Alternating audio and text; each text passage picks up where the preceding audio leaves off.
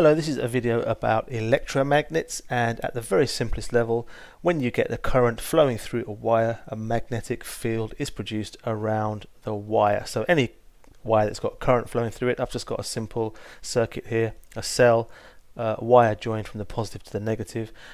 Once that's all working, current is flowing, we get a magnetic field around that wire. It looks a bit like that. It's like rings around the actual wire, but it's a very weak magnetic field and you can't really detect it in any way.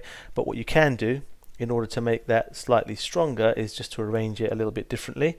What you would do is you would have your wire in a coil, so coiling it makes it a stronger magnet. You get stronger magnetic field.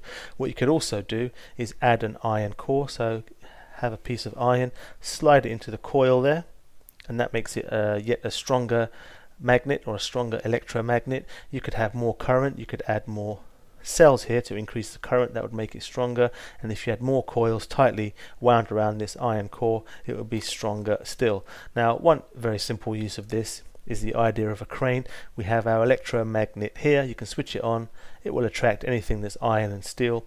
You can then swing it around and put it down, switch off the electromagnet and put it down somewhere else that you might want to put it down.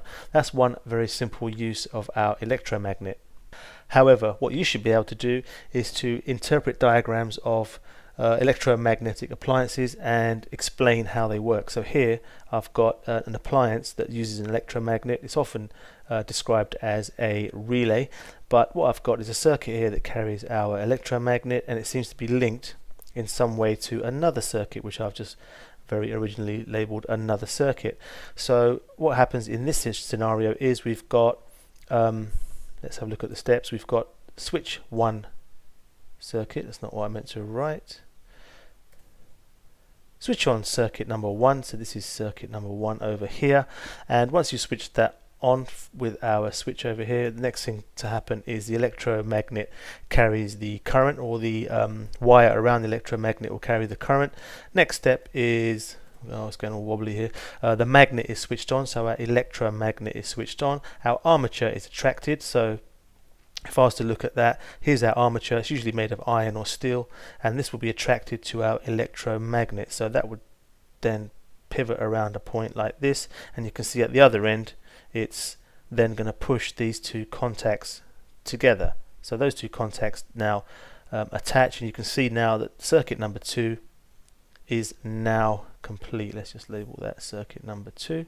That's now complete, and a current can flow through circuit number 2. So the second circuit is switched on, and I think that's all I've got. Last point I wanted to make really is that it's a low current circuit can be used to switch on a high current circuit. So here we've just got a couple of cells. This could even be 6-8 volts maybe, and very safe. You can quite happily touch this switch and it wouldn't be a problem.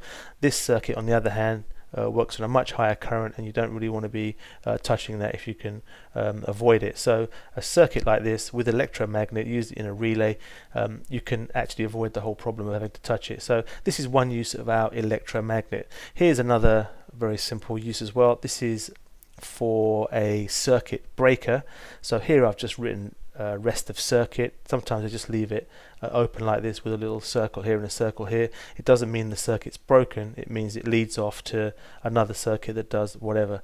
But you could look at this and see what happens. We've obviously must have a power supply here somewhere, but you can see what would happen. We've got electromagnet here.